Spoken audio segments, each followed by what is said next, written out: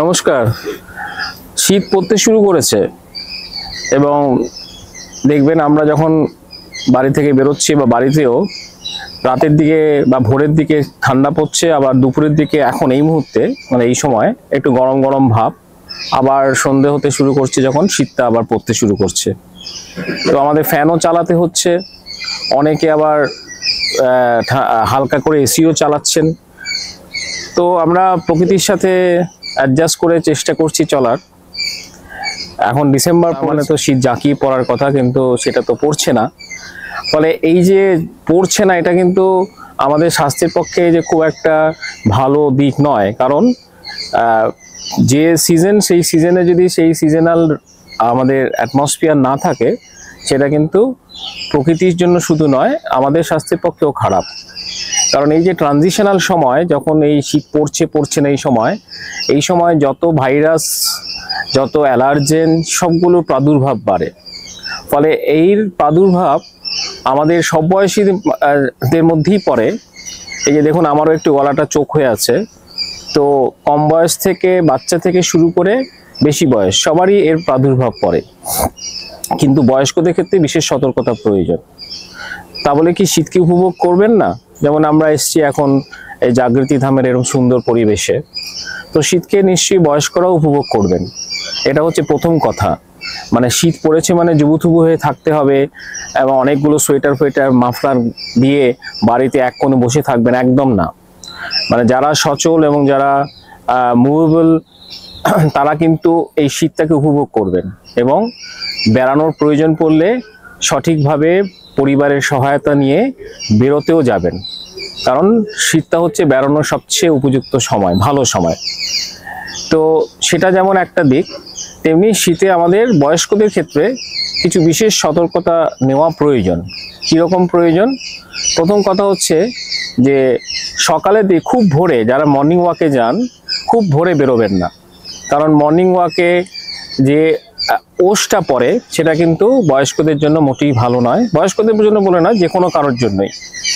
ফলে morning walk বা evening walk একদম খুব ভোরে এবং সন্ধ্যের দিকে যখন কুয়াশা পড়তে শুরু করে, তখন কিন্তু বয়স্কদের না বেরোনোটাই ভালো। এবং বেরোলেও আপনার যদি প্রয়োজন পড়ে, খুব কিছু প্রয়োজনে, তাহলে কিন্তু আমাদের এন্ট্রি যে পথগুলো, অর্থাৎ নাক, আমাদের কান, এই দুটোই, এবং চোখ দিয়েও আমাদের কিছু জিনিস হয়, এবং মুখ, এই সমস্ত এন্ট্রি দিয়েই তো আমাদের যা কিছু ভাইরাস হোক, ব্যাকটেরিয়া হোক, সবকিছু ঢোকার সম্ভাবনা।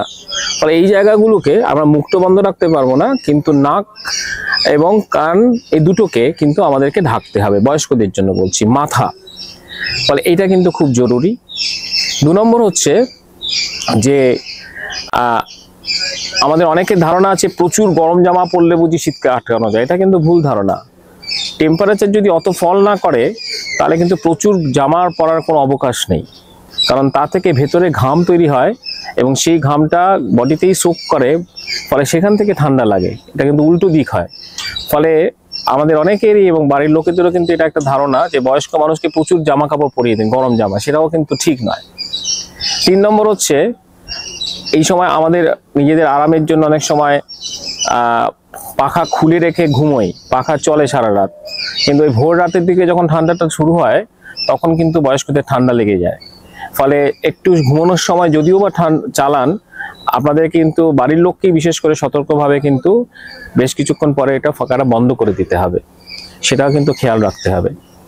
তারপরে হচ্ছে শীতে আমাদের মেইন যেটা হয়, জল খাবার প্রবণতা বয়স্কদের ক্ষেত্রে কমে যায়। ওই ঠান্ডা জিনিস জল খাবো, জল খাওয়ার প্রবণতা হলে কি হয়, প্রথমত শীতের মরশুমটাই হচ্ছে একটু শুষ্ক, গায়ের চামড়া শুষ্ক হয়ে যায়, ঠোঁট ফাটে, সমস্তই শুষ্কতা। ফলে জল আপনাকে উল্টো দিকে দিতে হবে।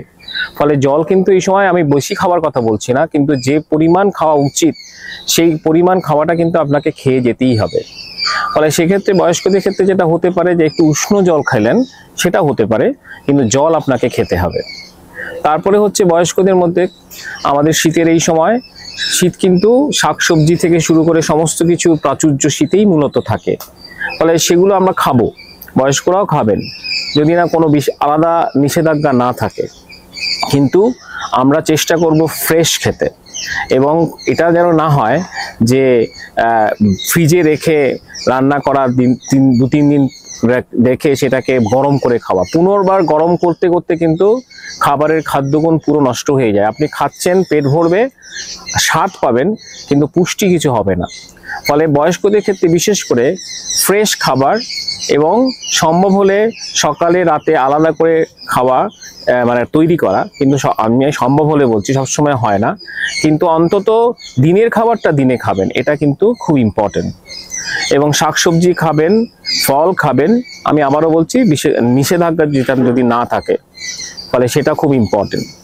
তারপরে হচ্ছে আরেকটা, সেটা হচ্ছে আপনার শীতে ধুলো, আমি যেটা বললাম অ্যালার্জেন সমস্ত কিছু বাড়ে, ফলে মাস্ক পরাটা কিন্তু বিশেষ করে বাইরে বেরোলে এটা কিন্তু অপরিহার্য। ফলে মাস্কটা কিন্তু আপনি পরে বেরোবেন। যদি কোনো মাস গ্যাদারিংয়ে যান, যেখানে মনে হয় যে ধুলোবালি যেখানে সংখ্যা বা কুয়াশা যেখানে বেশি হচ্ছে সেই জায়গাগুলোতে যাচ্ছেন, সেটা কিন্তু আপনাকে খেয়াল রাখতে হবে। আরেকটা হচ্ছে যে শীতে স্কিনের প্রবলেম হয়, যেহেতু স্কিন শুষ্ক হয়ে যায় বয়স্কদের ক্ষেত্রে, সেক্ষেত্রে কিন্তু প্রচুর ফাঙ্গাল ইনফেকশন হওয়ার চান্স শীতকালে প্রবণতা বাড়ে।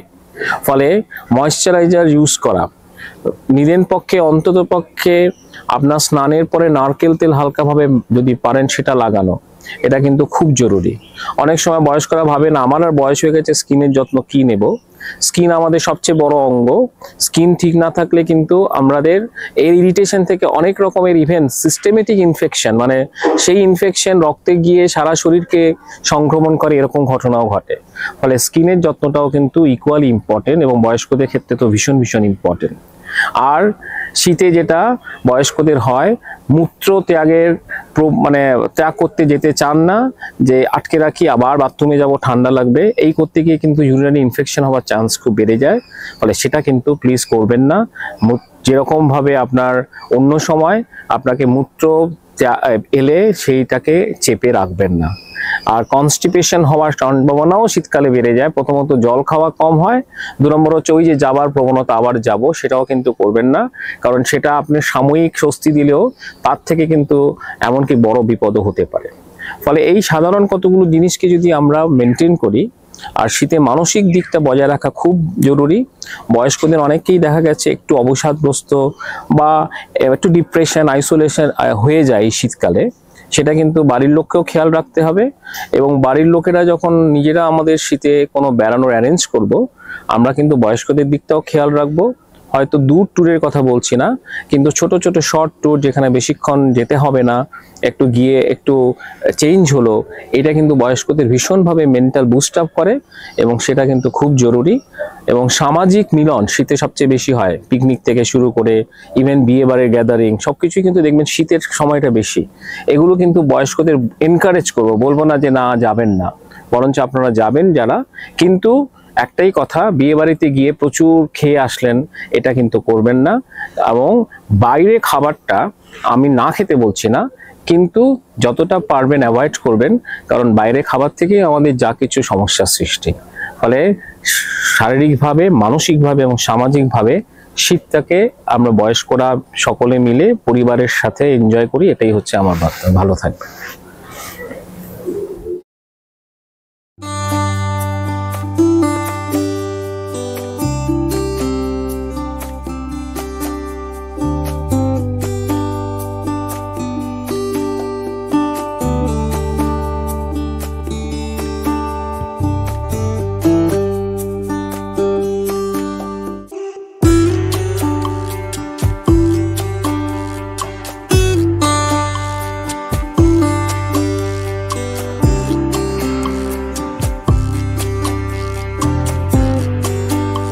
আচ্ছা ঠিক আছে, আমরা আছি।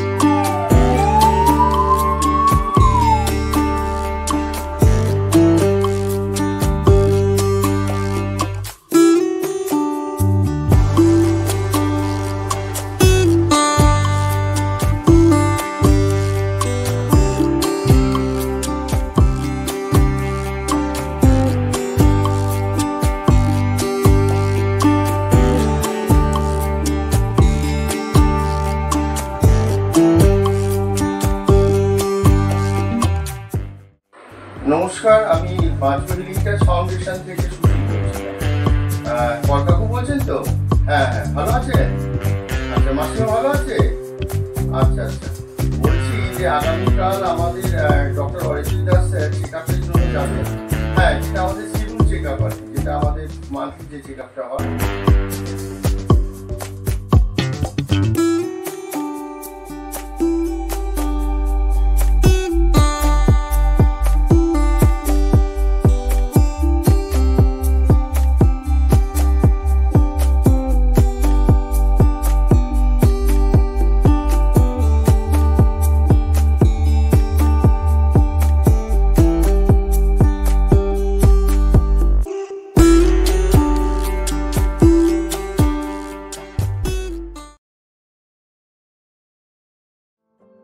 Old age needs a true friend indeed, who is ever ready to hold hands in every need, an assurance that can conquer all worries of loneliness, insecurity, and health.